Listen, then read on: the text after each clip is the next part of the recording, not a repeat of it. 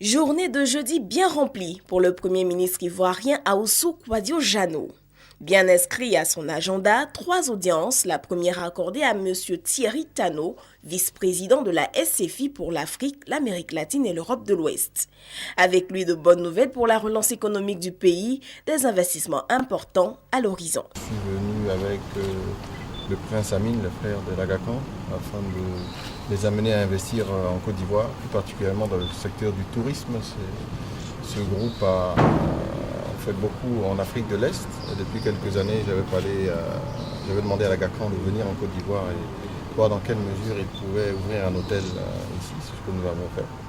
Dans le cadre de notre initiative des pays post-conflit, nous avons le plaisir de voir l'intérêt d'ailleurs des investisseurs en Côte d'Ivoire. D'ici 12 à 18 mois, on aura investi en Côte d'Ivoire aux alentours de 400 millions de dollars, qui est bien au-dessus des objectifs des 200 millions de dollars qu'on s'était fixés.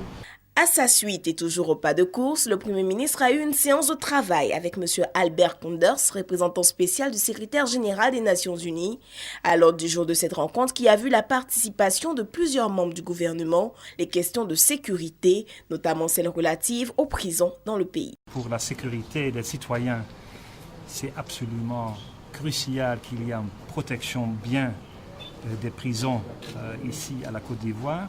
Nous avons discuté ensemble comment l'UNOCI peut aider, dans le contexte des protections humaines et des droits de l'homme, de protéger les prisons à la Côte d'Ivoire. Travailler avec les forces de l'ordre du pays pour protéger aussi les périmètres extérieurs de quelques prisons.